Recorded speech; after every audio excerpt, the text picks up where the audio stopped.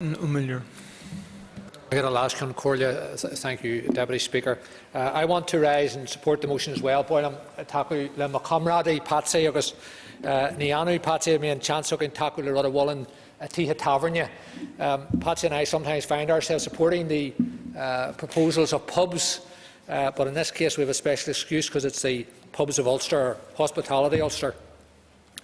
The proposal to reduce the VAT on tourism and the tourism sector speaks for itself.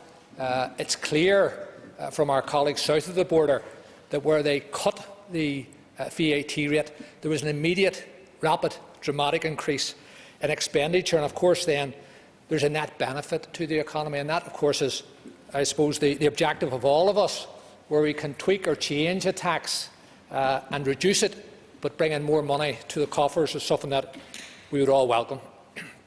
And the leadership in this proposal has come from our tourism sector. It's appropriate today to put on record, especially in the city of Belfast, I represent South Belfast, put on record our gratitude to those businesses, particularly Indigenous businesses, but those businesses which have driven forward the tourism miracle which has happened in Belfast. Today, tourism would be 4 or 5 times what it was 20 years ago. And that has been driven by the Merchant Hotel, Bill Wolseley, by the Hastings family, the Europa Hotel, the Malone Lodge Hotel, the Macklin family. Again and again we see with these tourism businesses that it's local people, many of them who came through very tough times in this city and are now seizing the opportunity to serve the tourists who want to come to this part of the world and to enjoy the hospitality offering. The difficulty we have, of course, when we approach all these questions about taxation is that this is only one tool in the toolbox. That if we want to grow our economy, we need all the fiscal tools, we need all the fiscal powers. And while this proposal and my colleague Mr McGlone proposed a rate, they'd like to see a rate of 5%, and I know that other members of his party have talked about other rates.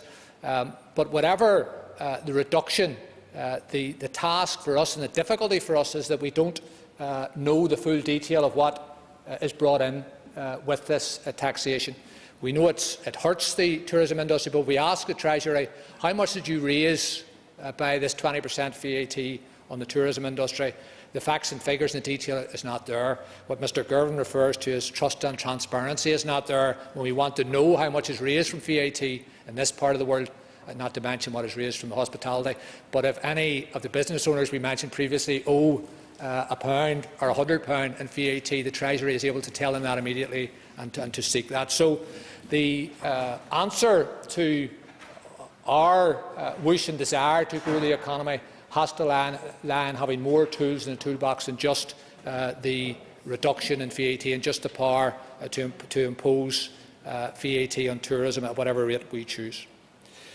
The second big issue for us is that when we look at how we want and how we will partner with the tourism sector to grow tourism, we see again and again people saying that if they have to compete with rivals across the border, in particular at this much more favourable tourism rate, that especially those in the border counties, that they will lose out.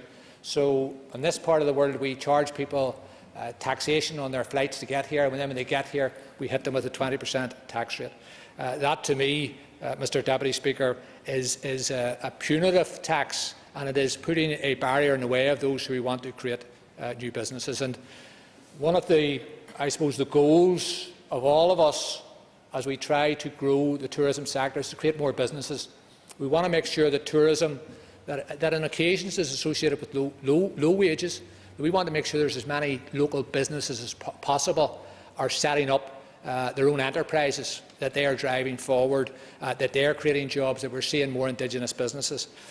And if you are someone who wants to take the plunge in a B&B, or you want to have a tour guide, or you want to have a bus company to benefit from the tourism surge, the difficulty, of course, is that you immediately have a 20% taxation rate to deal with. So, as we support the proposal brought before us by the SDLP today, I think that our overall goals must be to grow tourism, to get to the levels of our Celtic cousins in Scotland and Wales, who are at least double the levels in terms of GDP and contribution to the economy that we are at. And this initiative by Pubs of Ulster is welcome, and hopefully we can support their endeavours. The member's time is up. I call Sandra O'Brien.